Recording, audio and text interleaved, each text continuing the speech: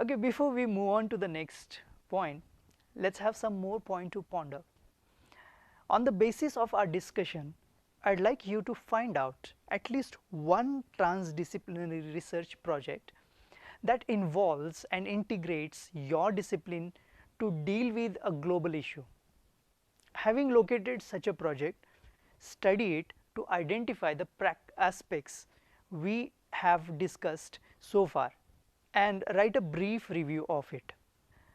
Our discussion so far has been descriptive, informative and theoretical. Now we will move to the implied side of module or the applied side of this module. In order to nurture the transdisciplinary research culture among young learners and young scholars, we need to bring about a change in our teaching approach. Classroom practices shape necessary attitudes and nurtures aptitude which contributes to research readiness among young scholars. There has been a shifting conceptualizations of the role of research and teaching. It has highlighted the need for academics to adopt a more interactional approach to their practice. Research no longer involves simply discovering or creating knowledge, but also the exchange of that knowledge through engagement with diverse audience. Likewise, teaching is more than transmission of information. It involves supporting the active engagement of students with their learning. This interconnection between teaching and research provides us with a model through which we can explore ways of infusing research and inquiry into the curriculum and student experience. There have been three major practices which we can take into consideration. These are: 1. Research based teaching, 2. project based teaching, or 3. problem based teaching. Well, before we discuss these practices, I'd like to state right at the outset that there are no watertight compartments between these practices. They share common traits while varying in terms of focus. So, let us take a look at these practices. What does research based teaching mean? There are different names in the literature for what we are going to describe.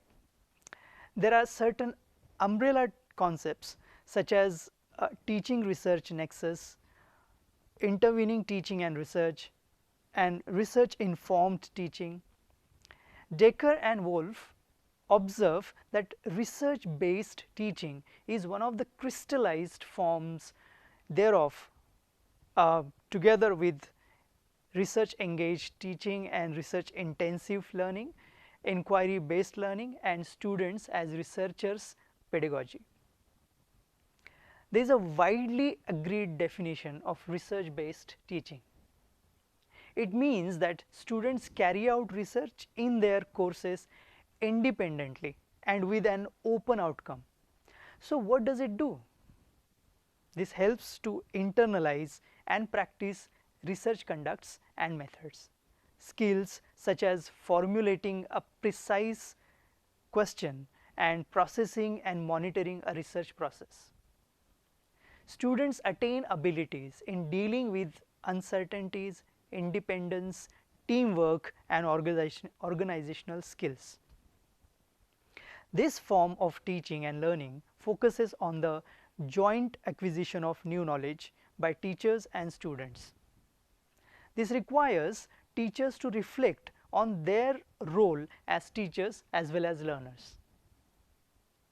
There has been a paradigm shift at global level in the expectations from learners, which includes the ability to solve problems, flexibility, thinking critically and creatively, using knowledge and skills in new situations, collaboration and communication skills, and basic literacy in technology. Besides, as Decker and Wolf observe, Academics also expect that students, by engaging them in research, can better develop highly valued competencies such as critical attitude, a humble attitude, because researchers accept that there is nothing like the truth to think independently and to express thoughts clearly. So, how is research based teaching designed and implemented? Let us see.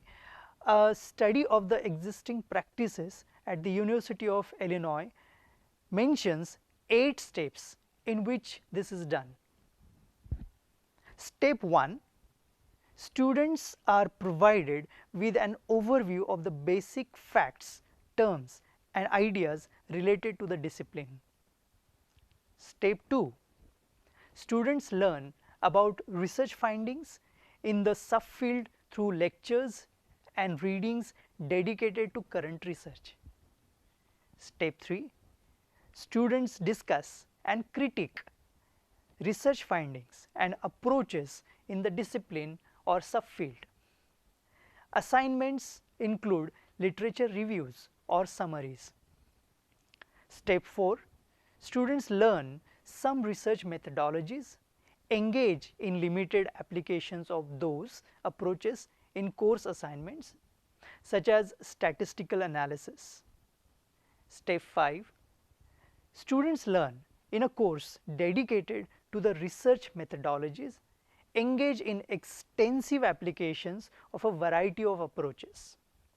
Step 6, students engage in faculty designed and led original research such as replications of existing studies.